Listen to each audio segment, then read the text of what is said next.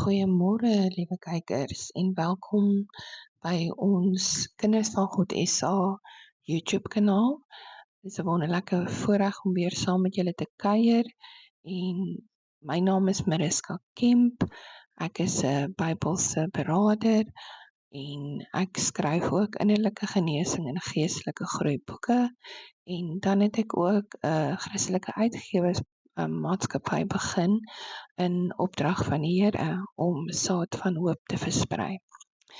Vandag, ons is besig met 'n reis om ons gedagtes en gemoed te vernuwe deur die woord van God, om uit die negatiewe gedagtes en denke wat in die wêreld, in ons menslike bestaan in die vlees voorkom, te verander na die waarheid in God se woord. Vandag se onderwerp waarna ons gaan kyk is laat gaan en laat God. En 'n voorbeeld wat ek wil gebruik vandag is iets wat baie snaaks sal wees, maar eintlik ook so insiggewend was vir my. In die tyd wat ek in 2014, 2015 my hart vir die Here gegee het, wat ek voluit oorgegee het en myself bankrot verklaar het voor hom en by sy voete gelê het die Here eendag in my kombuis met my gepraat. Ek was besig om eiers te bak. En terwyl ek besig is om die eier om te draai, of ek wil dit omdraai, toe sê die Here vir my, Mariska, wat sal gebeur as jy nie hierdie eier omdraai nie en dit net so op die hitte los? En onmiddellik toe is my antwoord mos, dit sal brand. Dit sal onbruikbaar wees. Dit moet weggegooi word. En toe sê die Here vir my, net so gebeur dit as jy aanhou met jou negatiewe gedagtes, met die donkerte, dinge wat negatief is wat jy die hele tyd bly aandink. So, toe sê die Here vir my, en hy begin my te leer, dat wanneer 'n negatiewe gedagte by jou opkom, of dinge wat die vyand vir jou laat twyfel, of jy dink jy's nie goed genoeg nie, dan gaan jy na die woord van God toe, en jy vind die waarheid in die woord, en dan flip jy daai leuen van die vyand, met die waarheid in God se woord. Dit gebeur nie oornag nie, en dis nie 'n quick fix nie, maar soos wat jy leer en oefen om dit te doen, so gou soos nou, dan raak dit deel van jou lewe. En dan voor jy kom kry, dan sien jy fokus nie meer op die negatiewe nie, jy fokus op, al is jy in 'n negatiewe situasie, probeer jy die ligpunt vind, waarmee die Here besig is. As jy dit so kan stel, die groter prentjie. Nou vir my byvoorbeeld was dit gewees, as ons gaan kyk na 'n eier, ons gaan gou terug na 'n eier toe. As jy die eier vashou, hoe gaan jy daai eier gebruik as jy nie kraak en breek nie? Net so is dit met my en jou. Met my was dit so gewees, die Here het vir my gewys, my hart, dis die simboliek nou van die situasie.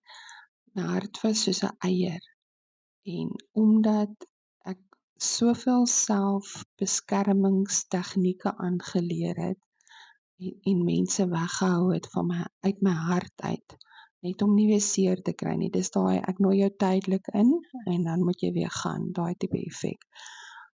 So het ek ook vir God uit my hart uitgehou, want my mure, my simboliek van 'n muur, iets wat om jou hart gebou is, dat jy laat niemand toe in jou hart in nie.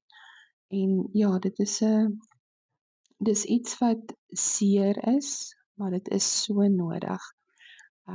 Ek het op 'n stadium, ek dink dit is so wonderlik om te kan sê, dat ek kan nou nie eens meer presies onthou hoe oud ek was nie, dit wys jou net die genesende krag van wat die Here doen.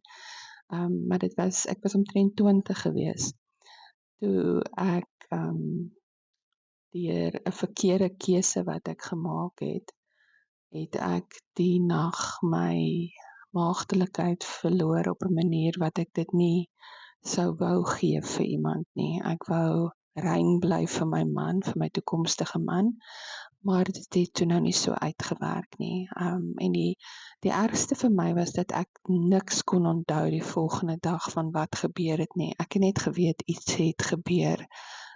Van daar was bloed oral en ja, soos wanneer, skus dat ek dit nou so eerlik en reguit sê, maar dit is soos wat dit is.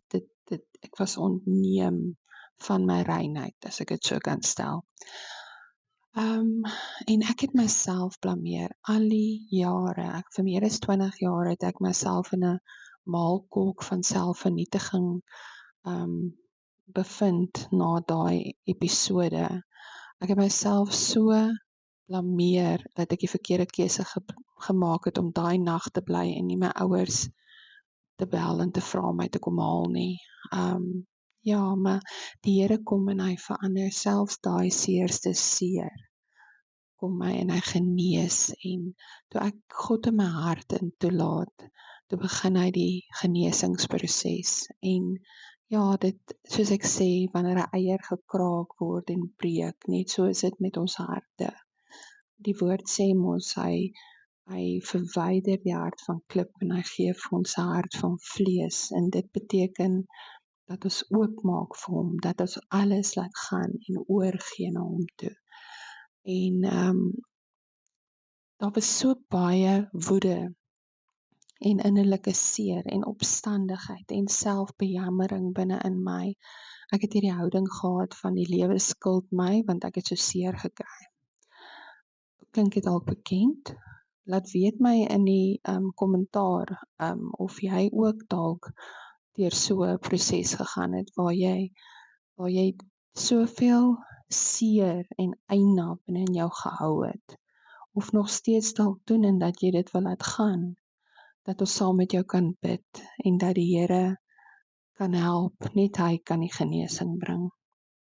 Ek dink daai eier wat gebreek word, soos ek genoem het, wat die Here vir my geleer het, van die eierbak, is dat ek, ja, dit was een van die eerste dinge wat die Here my geleer het. Ek het 'n baie slegte selfbeeld gehad. En ek het glad nie gehou van wat ek in die spieël gesien het nie.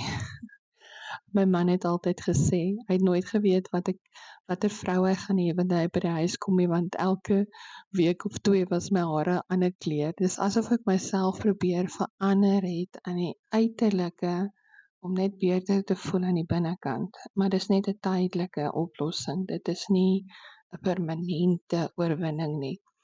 En een van die eerste goed wat die Here vir my gesê het, ook geleer het in hierdie geval met my selfbeeld.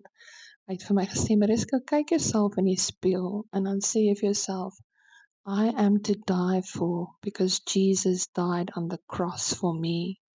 En in dit is ook nie 'n eenmalige ding nie, jy moet dit aan mekaar doen totdat jy dit begin glo. En soos wat ek dit gedoen het daai liefde van God en hoe hy my sien en wie ek is in hom, het amper soos in my begin deurdring, laat dit die waarheid, die leuen heeltemal begin oorskadu.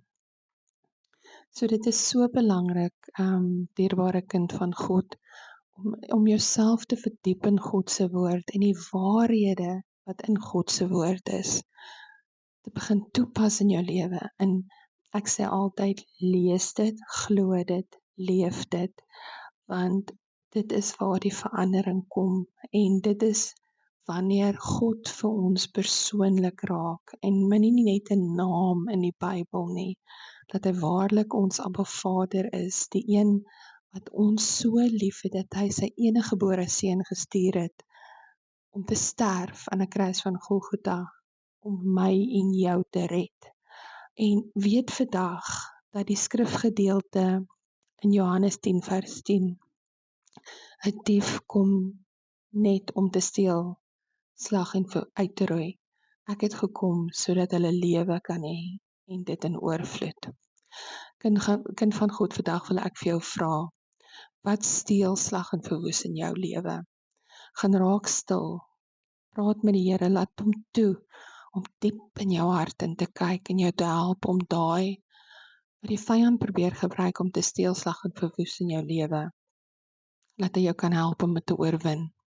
Hy kan jou help om dit te oorwin deur die woord van God, deur sy teenwoordigheid, net sy almagtige, wonderlike, groot liefde.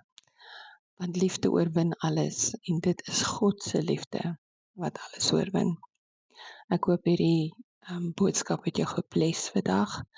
En ja, skryf ons in die kommentaar, ek kies vandag om te laat gaan en God te laat deel te doen wat hy doen in my lewe.